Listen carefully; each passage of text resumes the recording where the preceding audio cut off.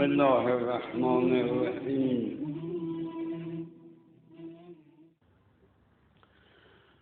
بسم الله الرحمن الرحیم و بهی نستعین و صلی الله علی سیدنا محمد و آله الطاهرین. عده زیادی در نامه ها و غیر نامه ها درباره غم زنی از ما سوال میکنند. من میخوام به صورت شفاف و مستدل خدمت شما عزیزان این مسئله رو بشکافم. اولا شک و تردید نداشته باشید که غم زنها روی عشق به امام حسین دارن غم میزنن. ما در نیت پاک اونها حرف نداریم، راه و اشتباه رفتن. مسئله عزاداری یا باید منصوص باشه یا اطلاقات باشه. به عبارت واضح تر، یا ببینیم ائمه خدا چه رقم عزاداری میکردن، و یا این است که یک اطلاقات و عموماتی درباره عزاداری باشه، ما به عرف مراجعه کنیم بگیم این مصداق عزاداریه. ائمه خدا مجالس تشکیل میدادن، مداحان می آمدن می خوندن اشعاری درباره عزاداری، صدا می زدن، خانوادهشون و دوستانشون رو می نشستن گریه می کردن و عظمت امام حسین رو در لابلای اون اشعار مداحان روشن می ساخت. این سبک عزاداری ائمه علیهم السلام بود. و بعدا نگاه میکنیم روایاتی که درباره عزاداری به طور مطلق صحبت میکنیم، مراجعه به عرف میکنیم، ببینیم عرف چه چیزها را عزاداری میداند و چه چیزها را عزاداری نمیداند. گریه کردن عزاداری میدانند، سینه زدن و امثال اون عزاداری میدانند، ولی آیا قبر زدن هم در عرف مصداق عزاداری است؟ زمان ائمه معصومین بوده؟ نه. در عرف مصداق عزاداری است؟ نه.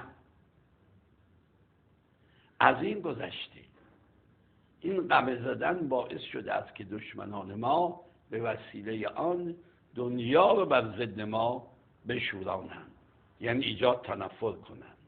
عجیب است، یکی از دوستان میگفت امسال هر شبکه‌ای از شبکه‌های مخالفین رو باز کردم، دیدم از مراسم عاشورا جز غم زنی رو نشان نمیدن. اون مجالس باشکوه، اون دستجات باشکوه، اون برنامه‌های باشکوه، اون سخنرانی‌ها و مداحی‌های باشکوه، خبری از اونها نیست. هرچه هست فقط غم زنی نشون بدن که دنیا رو از ما متنفر کنن. من اگر در مجلس غم زنی باشم دوست دارم دست این غم زن رو ببوسم، قمر از دستش بگیرم، بگم برادر عزیز، این غم زنی امروز، حالا یک روز وضع دیگری داشت و بعضی علما درباره چیزی گفتن، امروز این غم زنی به ضرر اسلام و تشیع. من دست رو میبوسم، یه واحد انتقال خونم اون گوشه، میگم آماده باشه، برو خونت رو اونجا بده، با این خونت نجات بده شخص مسلمانی را، نه اینکه با این خون مسلمانی رو به خطر بینداز. میدانم روی عشق امام حسین این کار میکنه، اما این راه درست نیست. و از این گذشته ضرر زدن به خود در اسلام درست نیست. شما نگاه بکنید در این منظرهای غم‌زنی، بچه کوچکی را آورده، بچه داره گریه میکنه، داره سرش غمه میزنه، این هم به تمام دنیا روزا نشان میدهند و اون وقت دنیا را از ما متنفر میکنن. اون عزاداری با شکوه رو انجام بده، اون دستجات با شکوه رو انجام بده، اون برنامه‌های با عظمت انجام بده تا نام امام حسین در دنیا همه جا مورد علاقه واقع بشود. چرا این کار بشه؟ بعضی ها میگن حضرت زینب سلام الله علیه پیشانی رو به چوبه محمل زد. من باید عرض کنم اهل بیت سوار محمل نکردن، سوار شتران بی جهاز کردن، محمل علامت احترامی. اسیران اهل بیت رو میخواستن احترام بزنن، سوار شترهای بی جهاز، گاهی هم بچه ها میافتادن از اون پایین.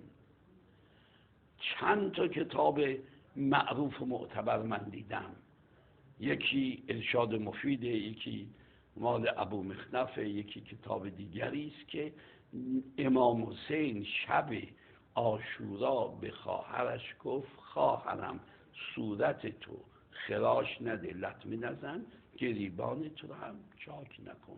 چندین روایت. آیا خواهرش برخلاف دستور برادر رفتار کرده؟ به هر حال باز تردید ندارم، تکرار میکنم، تردید ندارم که اینهایی که همه میزنن روی عشق به امام حسین دارن. حتی بعضیا میگن سرشون به دیوار میزنن، بعضیا میگن خورده شیشه درست میکنن، اینا روی عشق به امام حسین. اما راه صحیح نیست. عزیزان، کاری کنیم که امام حسین روز به روز در دنیا عظمتش بیشتر بشه، مردم دنیا عاشقش بشن، اهدافش رو بدانن. کاری نکنیم که اسباب مشکلاتی بشود. من به همه شما، حتی به غم زنها که انشاءالله مسیرشون رو عوض کنن، دعا میکنم که مشمول شفاعت امام حسین باشن و کارشون مطلوب امام حسین باشه، منتها مسیر رو انشاءالله عوض کنن. و السلام علیکم و رحمت الله و برکاته. و السلام علیکم و رحمت الله و برکاته.